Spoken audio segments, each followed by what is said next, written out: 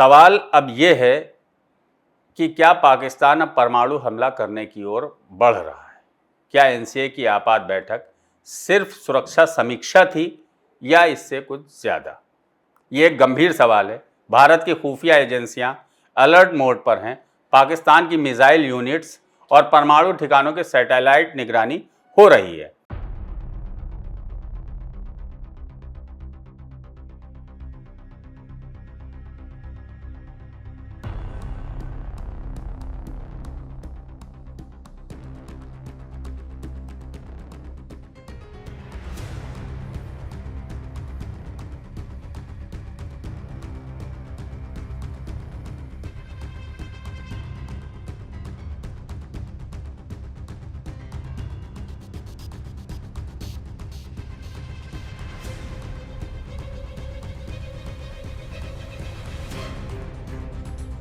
सूत्रों का दावा है कि पाकिस्तान के खान रिसर्च लैब, चागाई हिल्स और सनोदा मिसाइल बेस में हलचल देखी गई। हालांकि इसकी कोई आधिकारिक पुष्टि नहीं की गई है।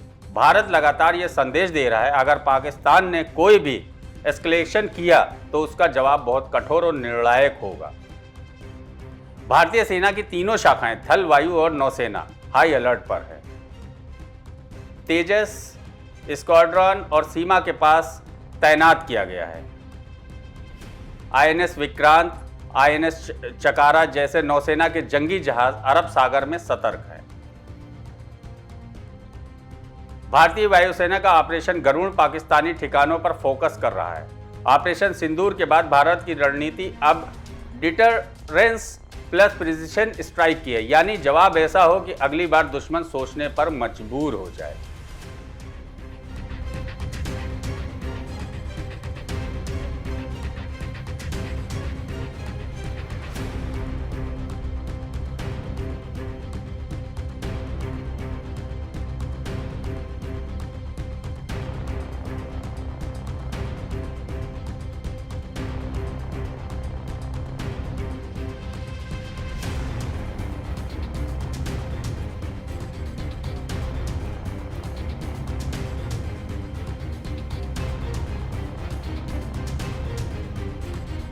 नौ मई की रात को ही भारत ने चकलाला एयरबेस और रहमर यार खान सैन बेस पर सर्जिकल स्ट्राइक की। मिराज 2000 और SU-30 MKI ने स्पाइस 2000 और ब्रह्मोस मिसाइल का इस्तेमाल किया गया।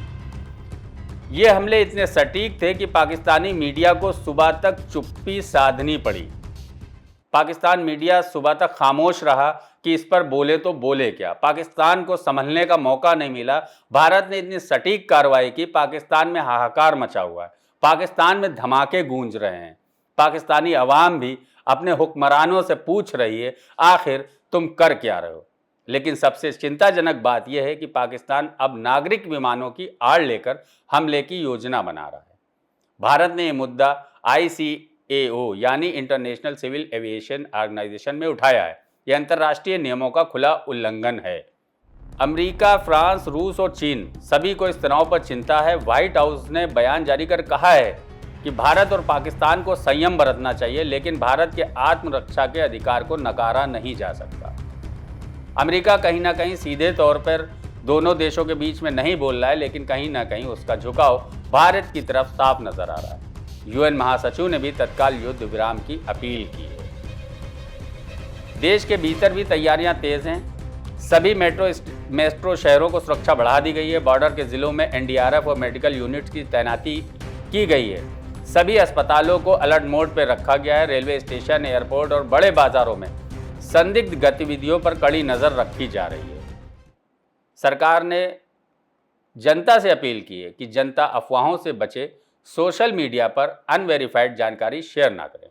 देश एक मुश्किल दौर से गुजर रहा है, लेकिन हमारी सेना, हमारी सुरक्षा एजेंसियां पूरी तरह तैयार हैं। भारत ने स्पष्ट कर दिया है कि वो युद्ध नहीं चाहता, लेकिन युद्ध थोपे जाने पर वो पीछे नहीं हटेगा। इस तनाव के हर मोड़ पर हम आपको सटीक जानकारी देते रहेंगे। आप बने रहें हमारे साथ।